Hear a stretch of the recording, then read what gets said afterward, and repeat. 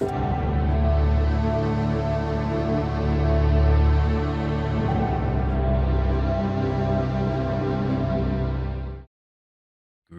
everyone, and welcome to the LEGO Rewind 2024 Year in Review. This was a big year. Some of you know why already. Here's what stood out to me.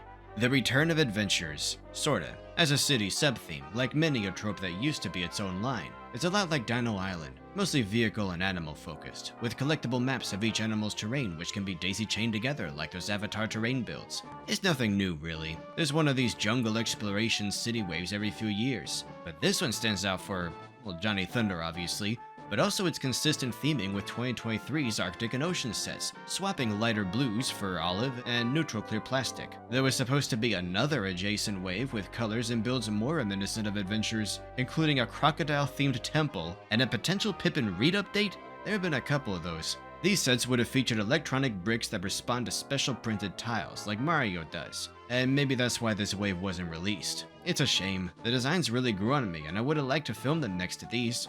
I'm not sure how I feel about what looks to be one fictional company building the tech for all these expeditions, maybe even funding them, but I do like how surprisingly adaptable this aesthetic is. I have to wonder what Johnny is doing here in the modern day, like did he stumble on some mystical artifact that sent him 100 years into the future? Or made him immortal? If you really want those Dino Island vibes, this Creator T-Rex goes shockingly well with these. Granted, it's more of a Giganotosaurus with a narrow body and face, but hey, close enough. It's even sort of big enough to make a serviceable Hyper-Endocrine Rex from the aisle. Now I know not everyone prefers brick-built dinos like I do, especially in Jurassic Park/World. They can look a bit clunky and robotic, but I think they nailed this one. I would love to see more built in this style. And oh hey, it's a Mosasaur! In a Jurassic World wave no less. Incredible. You know what the nice thing is about bricks? You can change the colors if you prefer the blue Mosasaur. Even so, the spiritual return of adventurers was not the biggest thing to come out of City last year. But we'll get to that. 2024 had a lot of mechs. Big ones, small ones, remakes, mechs everywhere. Enough that some are asking, does LEGO release too many mechs? I wouldn't say so, but I'm biased. I'm a construction guy, and these are construction adjacent, so of course I'll always want more. I think it's just that there was so much volume of everything last year, of course there'd be more mechs too. But these Ninjago ones stand out for reviving a lost art. LEGO mechs have restricted articulation relative to older ones like Exoforce, fixed elbows and knees, limited ankles and hips, but for good reason. See, articulation is bad. The more ways a figure can move, the more ways it can fall down, and break, and make kids cry. Little kids get easily overwhelmed by too many joints because they don't understand anatomy or balance. They're still forming their own equilibrium. So LEGO restricts these things so kids can, you know, have fun, and not get upset because their toy they spent an hour or two building won't stand on its own when they set it down. This amusingly results in some mechs that have bending knees that are still useless because the ankles are all but locked, so the feet won't be level in a walking pose. But rather than restrict ankle articulation on some of these mechs, 2024 gave us the return of Bionicle-style hydraulic tendons. 2 per leg in Cole's case. These are a perfect compromise, plenty of friction and stability, and more range than you get with just knees. Which I don't even mind the lack of on the Climber mech. I tried adding moving knees and they were awkward. The fixed bend is perfect. By contrast, Cole's mech is the most articulated LEGO mech ever made. It's designer Neek's ultimate masterpiece, his magnum opus, and it shows. No side builds, no combat in a box, no minifix besides Cole. Every dollar went into this thing. But it is intended for a slightly older audience than most LEGO mechs, so don't expect this to be the new standard. It's a very special case, as this more recent and restricted one shows. I threw Wildfire in the Climber mech seat because I think its scrappy wild energy suits her more than Kai. And I appreciate the space for Pixel to stand on this one that's literally her boyfriend. This mech family is growing, and I love how it's shaping up. Monkey Kid got a couple of great ones. Now I just hope Sandy and Pigsy get theirs, or I'll have to buy their old ones again. Story-wise, Monkey Kid had its best season yet, reaching dramatic heights and exploring emotions I never expect in a LEGO show, outside maybe Bionicle. It's enough that I was usually able to forget the animation downgrade after the show switched studios. Ninjago also went some interesting places, including Chima, I think? They call it the Wildness, but Chima is one of the realms included in the merge, and people have speculated that Raz may be a Chi person from the beginning of this era. So I guess Chima's back. Kinda. This year also shook things up with the Source Dragon of Motion, and the revelation that the Source Dragons are the universe. With each one that dies, the cosmos grow a little weaker, and one has already been slain. If they all go, bye. These stakes just got insanely high, though the highlight for me was Eagle's explanation of motion as energy, life itself. Even when your body appears perfectly still, your organs, muscles, your very cells are in motion, while the planet spins beneath you, hurtling through space that itself is always changing and expanding. Constant motion, inside and out. Again, Bionicle vibes. And Eagle himself is a pretty unique dragon design. I was disappointed and annoyed that Runtu wasn't also a set. Thought this was some no girls allowed crap. She is getting a set this year, so false alarm. But this Lloyd mech is clearly a shrunk down Samurai X mech, and I wouldn't be surprised if it was designed for Nia and just palette swapped and handed to the boy in development. So I modded one for Nia, and yeah, this feels right. Set-wise, this year of Ninjago was all over the place. Some of the lowest lows in recent years, but also the highest highs. The best temple ever, the best mech ever, the best dragon ever, Motion's mind-blowingly lifelike and impressively stable build. I've seen a lot of LEGO dragons, but never one like this. I hope we'll see another Source Dragon this year and each year going forward until they're used up half a decade from now. Maybe the last one is closer than we think. And these smaller mechs really are a thing of beauty. They're not amazing, I still prefer some of the other ones, but it's kinda crazy just how much beefier and more substantial these are than other SCCBS mechs, when they're mostly only twice the price, and only a few dollars more than these Star Wars and superhero ones. I just like seeing how these sorts of things evolve. Meanwhile, Monkey Kid celebrated its half-decade anniversary, a big milestone compared to most themes' 2.5 years. And yet, it's starting to fall behind. It's still very good, but the days of Monkey Kid leading the pack, pushing the boundaries of what can be done officially with LEGO bricks as a medium, seem to be behind us, as lines like Ninjago have caught up, pulled ahead even. A bit sad for MK, but still a net good overall, I'd say. One of those themes that raised the bar was Dreamzzz. The first wave of 2024 was really wave 2 of 2023, more of the same, though this Owl Cat quickly became one of my favorite sets of the year. What a stunningly beautiful dream creature. But the summer wave kicked things up a notch, coalescing together into what feels like a whole year's worth of content. And that's assuming you didn't get multiples or try the Yelp builds, which there are more of this time. Dreamzzz is a scattershot theme, appealing to many niches at once. But wave 3 doesn't just cover every base, it unifies them. I haven't seen such a balanced, complete feeling wave in decades, most of my life, and never one that juggles so many different colors, motifs, and genres, and deftly ties them together. They even made Phil look good. The kids are more kitted out, and they each get an evil twin. Mad Teo, Dizzy, Duper, Doomblob, a B model I actually prefer over the A one, and my favorite, Bad Astrid. Come on, they knew what they were doing with that name. I wish this one had a minifigure to go with a real Astrid. She's good disability rep. I respect that they didn't sweep her disability under the rug by making her wheelchair bound in the waking world, but able to walk in the dream world. That would have been such an easy out. This wave also expands the theme's signature macaroni construction with an even thicker macaroni, supporting larger builds and more diverse body types. Another noteworthy 2024 part not exclusive to Dreamzzz but used a lot is a new, even smoother take on one of 2002's most emblematic pieces, this now iconic curved windscreen. The 2002 version still saw plenty of use in 2024, but not so far in 2025. It's a bit early to say, but time will tell if it's phased out and replaced, in which case I'll miss what sort of blocky edges it did have and the pin connections on the back. Just another interesting progression in the smoother, more organic direction that began over 20 years ago, with pieces like that. On Cooper's C-Rex, the new one kinda clashes with all the rough shapes and textures surrounding it. It's a little too flat. Kind of interesting that the C-Rex is bigger, but not taller than the other figures. Kinda creates the illusion of it being another canister-ish set. Wow, good year for brick-built T-Rexes. The show, much like Nexonites, does get better in its second year. Still not great, but whereas before I had to ignore the show to enjoy the sets, now I only ignore parts of it. There are a lot of good ideas this season. The Neverwitch is one of the cooler LEGO villains. The First Dream, a primordial, truly ancient being that inspired every witch and every folktale and legend and campfire story since humans could tell stories. The original Bad Dream, who wants to restore the peace and quiet that predated us by erasing all the human dreams that have infected and cluttered our world and stop humanity from ever dreaming again. Which, we kinda need to dream, or we'd all go insane and die from stress. Again, more Bionicle vibes. And some tragic irony. If she inspired our fairy tales, that means a good portion of the dream world, the human chaos she despises, is from her, coming back to her, full circle. There's a subtle beauty in that. And yeah, stellar minifig design. Part of the fun of characters like the Neverwitch is seeing just how down bad people can be for a LEGO minifigure. No shaming here, it's cute, really. But I think this Elder God might be a little out of your league.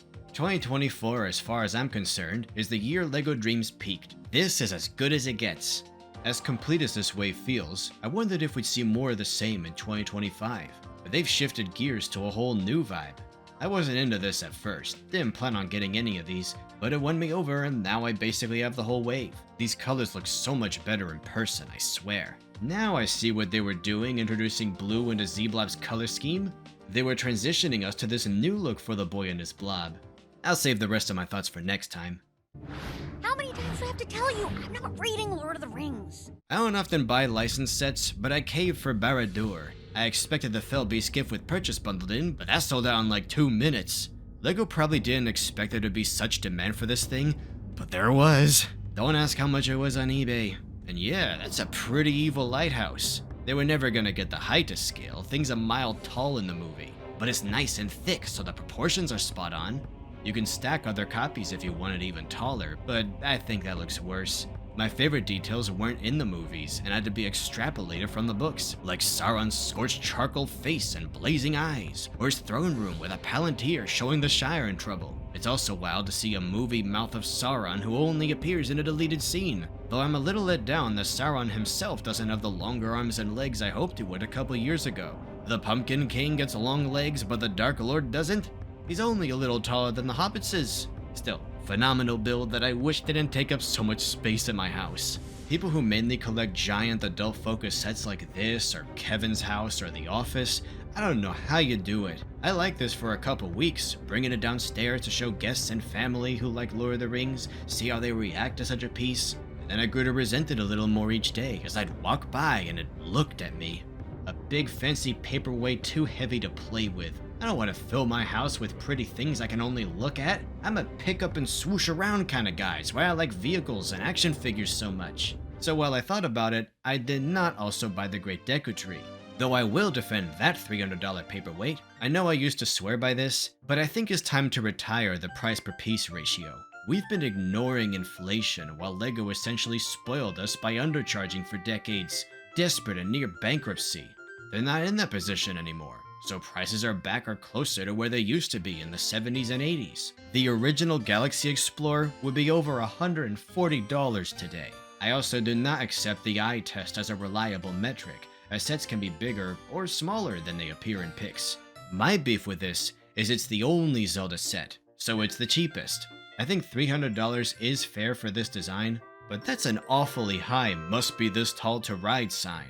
It may not matter much to some adult collectors, but there are kids who like Zelda, who maybe don't even play the games but like the characters and want those minifigs. There should be an easier way to get them without turning to Bricklink or eBay. There should be a few smaller sets, at least a polybag with Link cooking soup. It isn't often you'll hear me advocate for more licensed sets, but with the success of the games in recent years, Zelda is arguably as big as it's ever been. If ever there was a time for LEGO to capitalize on that, it's now. And they're missing out. For a while, I figured LEGO was locking these minifigs behind huge one-and-done sets because they figured a proper wave would fail. But Ryan has an interesting theory that we may have simply hit the upper limit of how much LEGO can cram into a store in a given year. So many licenses, each getting a smaller piece of the pie. It's as sound a theory as I've heard.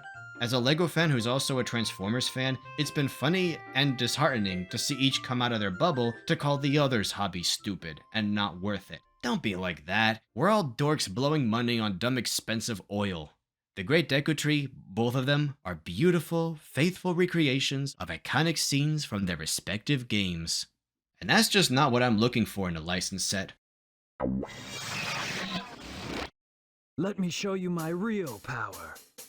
The year of Shadow has come and gone, and I'd say it was a massive success. I knew the new animations, game, and movie would create a whole new generation of young Shadow fans, but I didn't consider a second generation of people my age who'd never heard the story of Shadow and Maria. After years of seeing this mocked as an unintentionally comedic Roger Rabbit-like setup, it has been so affirming to see through new eyes that, no, actually, this is a good story, and you don't have to be a Sonic fan to see it. People have unironically embraced this brooding theater kid, and I couldn't be happier for him.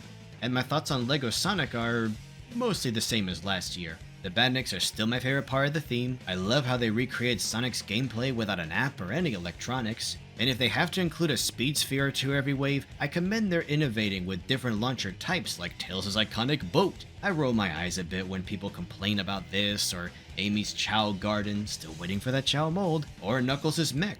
Though leaving the Master Emerald out of the Master Emerald Shrine does suck. But these original builds are a small portion of the lineup. It's mostly standard game stuff, with some homey flourishes to show these characters living in and hanging out in this world. The latest wave is just Sonic Adventure 2, but that's not a defense. I like when LEGO makes stuff up. I wish they did it more, but I do also appreciate gamier touches like bundling Metal Sonic with Tails' Walker cause he was in Sonic Adventure 2 Battles multiplayer, or the first Super Sonic set also including Shadow, whose aura was yellow in those games so they can share the yellow speed sphere, and even the unprinted Slammers giving us classic springs. I do wish the egg puns were reddish-orange. It's a lovely color, perfect for them. I got a couple extra and mod a spear and shield for one. I was also inspired by the official gun wing to mod a gun beetle and bomb beetle. While I was happy to see Shadow in the Adventure era get so much love last year that it rolled over into this year, I could do without this bust. It looks like that evil Sonic 3D Blast cover, though I doubt that was an intentional homage. But if you want to build the rest of a giant construction Shadow, Hachiroku 24's got you covered. That is clean. I'll beat you! Do you think you can beat me? So yeah, big surprise, the Sonic guys still like Sonic, and I hope it stays this course. I want to see compromises that annoy adults but are more fun for kids. With younger markets shrinking and adult markets growing, I commend any effort on LEGO's part to hold the line and not cater entirely to adults who just want accuracy or whatever. I feel like I'm slowly morphing into an anti-AFOL. I do not align with the vast majority of collectors my age. I prefer original sets over licensed ones, new themes over nostalgia, and seeing the youth prioritized over people like me. It's especially funny in light of the big stereotype that autistic people hate change and want the same few things forever. So I'm breaking the mold on multiple fronts. And on that note, before the main event of this episode, I gotta promote my latest book about autistic cyborgs, Planet Ripple Volume 10. I don't think I've ever been happier with something I've released, not even the Bionicle Rewind. It's a milestone with payoffs for many characters' journeys that converge here. The themes of disabled people being scapegoated that have escalated throughout the series are pushed to their terrible logical conclusion, and Minnow herself is forced to reckon with things they never thought they would, hope they never would. So check it out. Where was I? Oh right, Star Wars. You know, I don't go out of my way to reverse predict these things, but it's wild that after my claim in the Batman Rewind that we never see the LEGO Batman movie-esque Star Wars equivalent, the very next wave is pretty much that. An evil Millennium Falcon, Darth Jar Jar, an obscure LEGO original character like Jedi Bob with his own heavily modified starfighter, and a goofy canon explanation for why Star Wars minifigures switch from classic LEGO yellow to realistic skin tones. This is how you get me to buy a Star Wars set. A miscellaneous X-Wing piloted by some rando on a droid painted like the LEGO logo is infinitely more appealing to me than another Luke Skywalker X-Wing. Oh, but these aren't just any X-Wing and TIE Fighter, they're Uglies, if you want them to be. Hey, did you know the Uglies movie finally released a few months ago and it's really good? Only took a couple decades. If it looks to you like Divergent and The Hunger Games and all these other young adult dystopias, well, yeah, this was the template for most of them. And in my opinion, it's better than any of them. Top 5 movies of 2024 for me. Netflix would be total brain-missing bubbleheads not to approve the sequels. Anyway, figures the best way to get a generally anti-licensed guy like me to enjoy a licensed theme more is to make it less like a licensed theme. I hope we see more from Rebuild the Galaxy, and that they go even weirder. It's funny, Dreamzzz Season 2 and Rebuild the Galaxy share a lot of thematic beats. Both are about accepting change, losing people as you thought you knew them and that being okay, moving on, building something new. They both even had worlds literally remixed into new ones that deserve to exist in their own right. I wasn't expecting 2024 to have a consistent message about rebirth, and I doubt this correlation was intentional, but I appreciate it. Definitely give Rebuild the Galaxy a watch. It's a fun, surprisingly committed story. But what really stole my heart last year was the return of LEGO Space. Yep, this was the big thing 2024 was known for. A comprehensive system-wide campaign involving multiple themes. It's been a long time since we saw a classic space-esque line. City gets a more grounded, realistic space wave every few years, but this is the closest City Space has ever come to feeling like space. With robot buddies, color-coded outfits for different departments like pilots and engineers, even darker ones with gold gloves for a higher rank, and the Admiral. Now things are beginning to make sense. Modular designs with tons of interplay between sets, alien landscapes, and aliens! Really cute ones that can puppeteer little astronaut suits with their tendrils. They're a bit plant-like and appear on multiple planets. Could be convergent evolution, or they were once a spacefaring species, or they were trafficked to be pets and escaped into the wild, or maybe they travel like spores. Space spores. I just hope these humans aren't strip mining their worlds for those purple crystals. These small childlike aliens might be too innocent to understand if that was happening. It's the most ambitious space theme in a while, with bases on larger ships you can chain together into bigger ones. And they even do that, these are all kind of the same ship, but in multiple scales and prices thing that I love about original classic space. And I love that, yes, they all fit on that ramp, all of them. This one is literally the classic space logo, designed by a LEGO master. That said, it's still a bit contemporary, just slightly too realistic, NASA-inspired. It's just missing a tiny little abstract fantastical something. I do like how this one looks like an ant. What it really needs is an iconic translucent color. That new bluish translucent black ain't cutting it for me. Maybe purple, like the power cells they all use. Oh wait, LEGO Friends has you covered. Yeah, this is a bit more whimsical. Even get a more flowery alien variant. Once again, I am floored by how dense and intricate Friends sets are compared to City sets. And yes, they connect with the City sets. But wait, there's more! Technic got in on this action, a welcome departure from real cars. These are cool vehicles, but as huge as they are, they still play fine with minifigs, even having dedicated spaces for them. And yes, more modules! And it just keeps going. Have some Myrtleadops and Foobs to populate your little planet Kuzbane. Have some baby-scaled versions of classic space builds. Have a space diner. Have an entire collectible minifigure wave of space-themed characters, including new faces for Ice Planet, Mtron, Blacktron, and Galaxy Squad. All themes known for translucent colors that LEGO stopped producing, forcing workarounds like, oh, this is what the chainsaws look like turned off. Which would mean the older figures are waving live ones around constantly. Careful or you'll hurt those penguins. I added the visors to the Mtron guys. You know, they go really well with these Cooper builds. I think it's the yellowish green plastic being an opaque equivalent to what they lost. I could probably modify this Dream helicopter into a new space helicopter. Dreamzzz also joined in on the space fun. Between this bus and this taxi's shared look, you've basically got a new civilian sub-theme showing how the average space person spaces around. And all of Z-Blob's builds could pass as a whole sub-theme of green boys. See, it'd be one thing if it was just city space, but as a result of so many themes joining in, we're getting a taste of that beautiful era when there were multiple space factions on shelves at once, especially with these 2025 releases. Yep, the year of space was so big it lasted 13 months.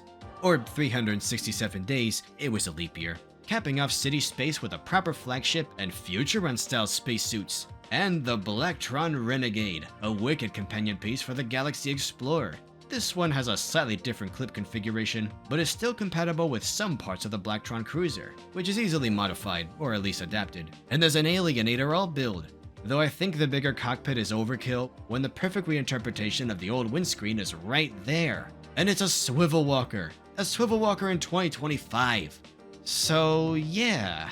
I think there's enough Blacktron, so much translucent yellow plastic in these old school space remakes. You know, it might be a bit easier for LEGO to branch out to other space revivals if they didn't keep retiring the colors that made those themes iconic. Though I guess they can always use substitutes that are close enough. Anyway, wow. I have never seen LEGO do a project like this. It's always important to keep in mind that LEGO doesn't really sell toys to us. They sell toys to retailers and have to convince your Walmarts, Targets, and Costco's to carry them. And the biggest hurdle in the way of a real space line like Galaxy Squad or Space Police 4 these days is it would compete too directly with Star Wars, or Trek or whatever. But this decentralized approach, pushing the space name to the side under other safer banners and making it more of a vibe than one explicit theme, allows LEGO to sneak space past those retailers. LEGO shouldn't have to go that far just to release their own IP, but that's the current corporate landscape. And people wonder why I don't like licensed themes much. I'd say the Year of Space was a sprawling success. I really like the idea of themed years. If 2024 was the Year of Space, who's to say 2025 can't be the year of pirates, or castle, or something else? Let's see what It's Just F1 cars everywhere.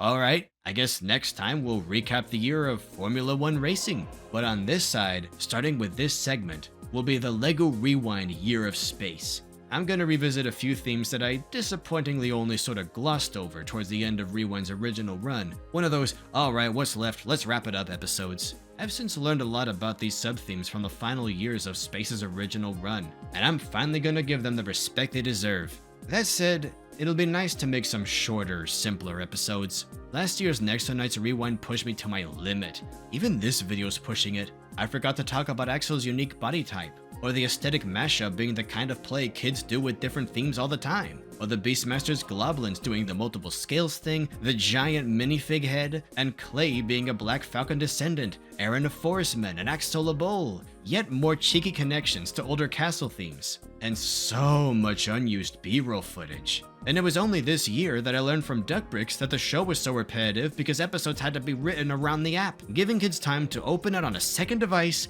and scan the one playing the show. Anyway, I'm glad people still enjoyed that episode. I just don't know if I have the energy, the focus to make something like that or the Bionicle Rewind ever again. But the next few episodes should be a bit more laid back, and just cause this year's usual rewinds are accounted for by space themes, don't think you can't add another slot. If someone wants a patron-funded Mixels or Lord of the Rings episode, I'll just add that and this year we'll have 5 rewinds. Overall, this was a great year to be a LEGO fan, though if I keep recapping the same themes every year, I'm gonna run out of things to say when they're eventually discontinued and each get their own rewind episode. With reasonable speculation going around like, is Monkey Kid on its way out? Dreamzzz on its way out? Sonic on its way out? It bothers me to see some people be particularly nasty about these themes, especially original ones like Dreamzzz, just crossing their fingers and rooting for these themes to fail. I don't want any theme to go on forever. I want a steady rotation of fresh stuff. But as long as Ninjago and Dreamzzz and whatever else are still around, I'm gonna enjoy them for what they are. Not even what I want them to be, but what LEGO can surprise me with, like they did all throughout 2024. That's it for today. Check out my books on Amazon and itch.io, including Volume 10, and my Patreon page to get videos like this early, your name in the credits, behind the scenes content, a patron Discord server, signed copies of Planet Ripple, and maybe even your own LEGO Rewind episode. Now if you'll excuse me, I need to sell most of these sets to free up space. It's getting crowded in here. See you next time among the stars. Toodles. I know a boy, his name is Zach. He loves to fit, he loves to stack. Yes, construction is his knack. He's Zach, the Lego maniac. He builds in the window, he's off the wall. He builds them big, he builds them small in Lego.